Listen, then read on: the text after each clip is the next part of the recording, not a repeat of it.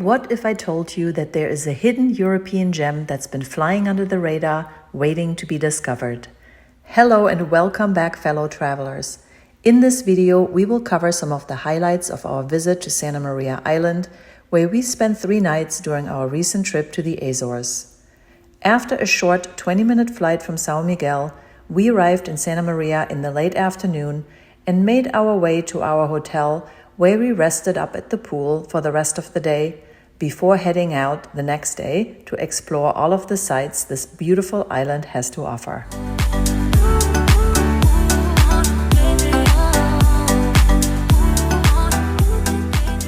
We are here in Santa Maria in the Azores. We arrived on this island last night. It has been raining last night and also this morning, so the weather is still a little bit cloudy, but the sun is finally peeking out. And we just arrived at the Red Desert, and we will go for a small hike and hopefully hit some of the beaches later. Looking forward to it.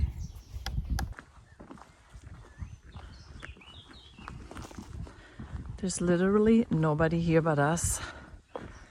And the Red Desert is right in front of us.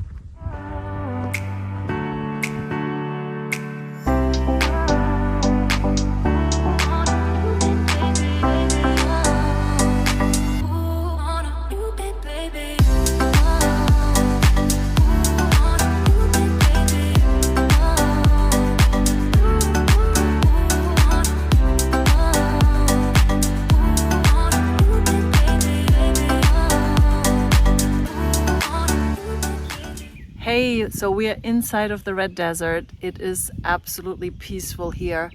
There are really no other people but us and a few birds.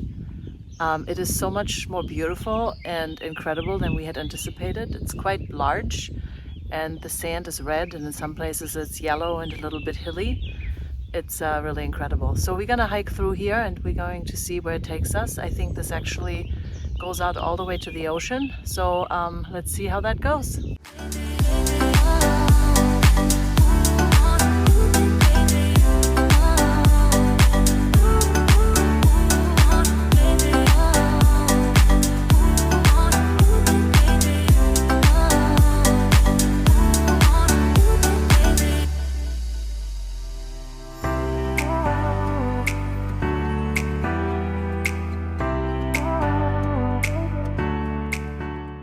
We made the transition from the Red Desert, as you can see, to the forest, so to speak. This hiking trail has been a surprise of many different things that we have seen on the way here. We can't wait to see the magnificent view we're going to see at the top. It almost feels a little bit like we're in the jungle, if you can hear the birds. And it's just very magical.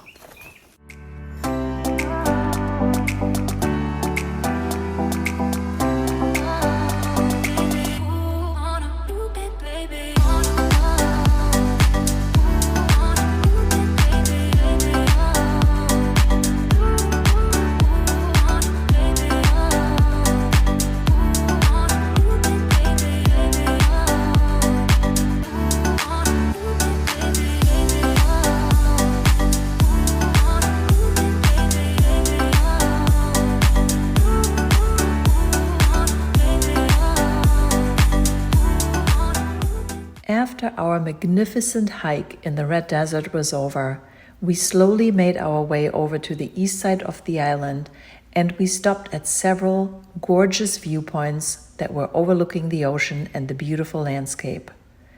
We then headed down to Sao Lourenco Bay, where we enjoyed lunch, some beach time, and beautiful crystal clear waters. We finished our sightseeing tour that day with a quick trip to Poco Da Pedreira, where rainwater has transformed an old quarry into a peaceful sight.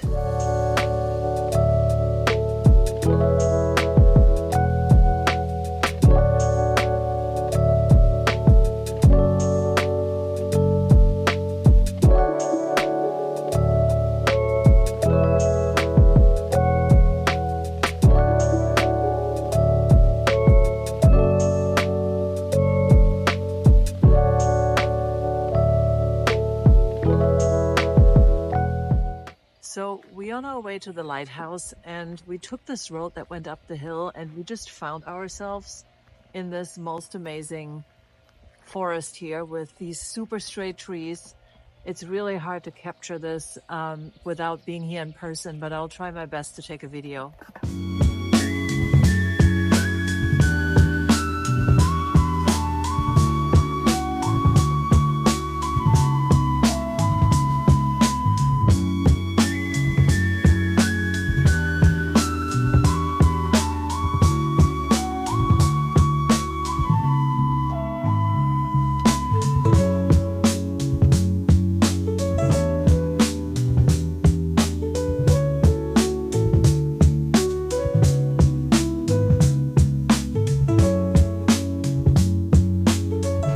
So we arrived here at the Aveiro Cascade, the waterfall in Santa Maria that everyone should visit.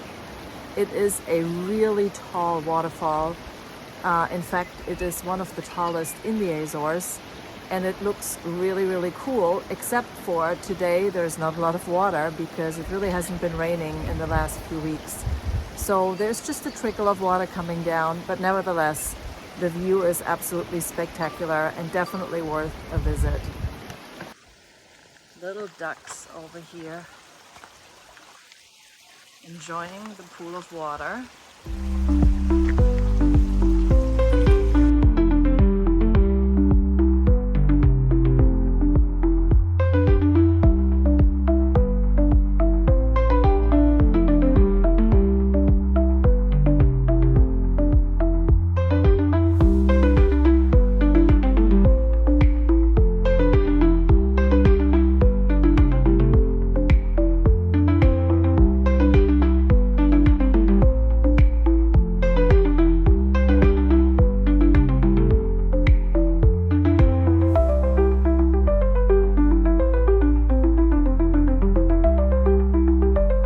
As you can see here, we ended our day with a visit to the lighthouse that is located on the southeast corner of the island and just provides the most spectacular views of the ocean that is spread out right in front of you.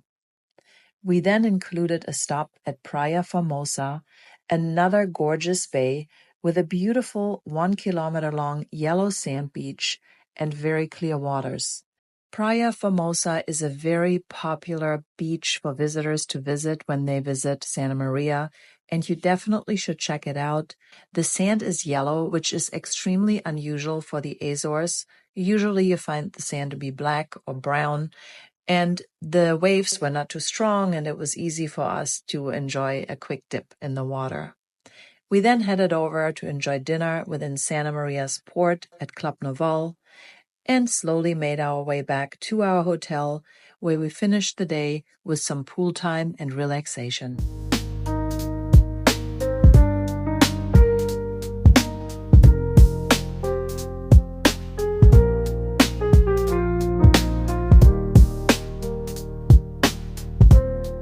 We are at the end of our Santa Maria itinerary, and we're heading back to São Miguel today.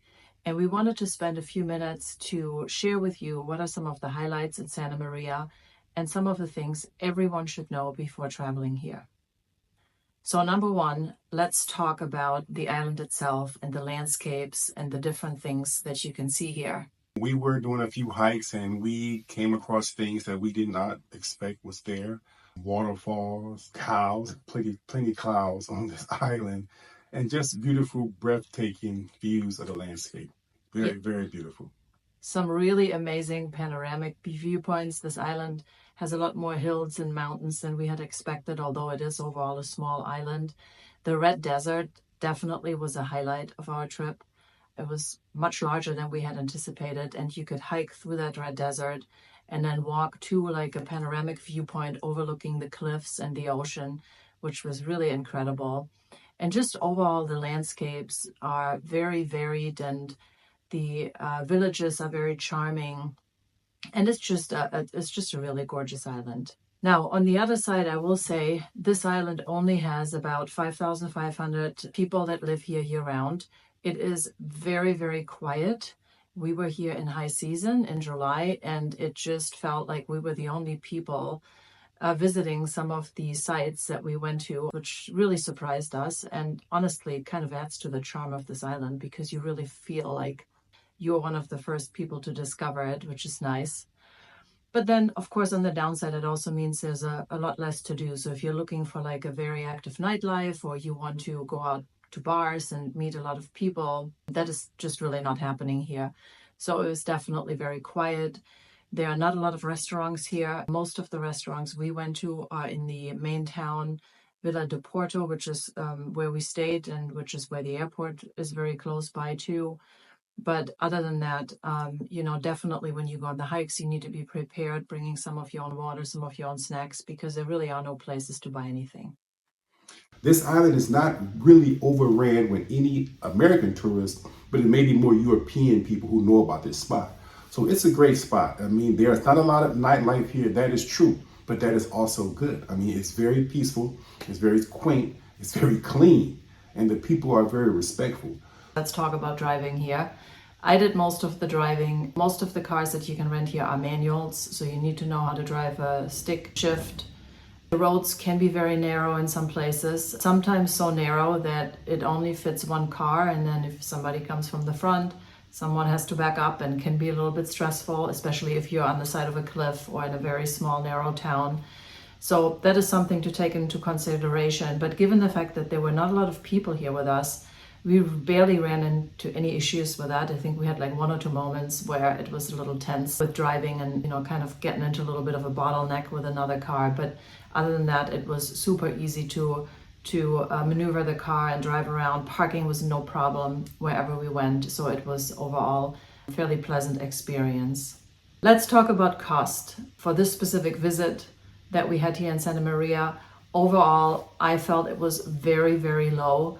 Number one, we took a flight from São Miguel over to Santa Maria with Santa Azores Airlines, and I think it was $85 round trip per person, so it was fairly inexpensive.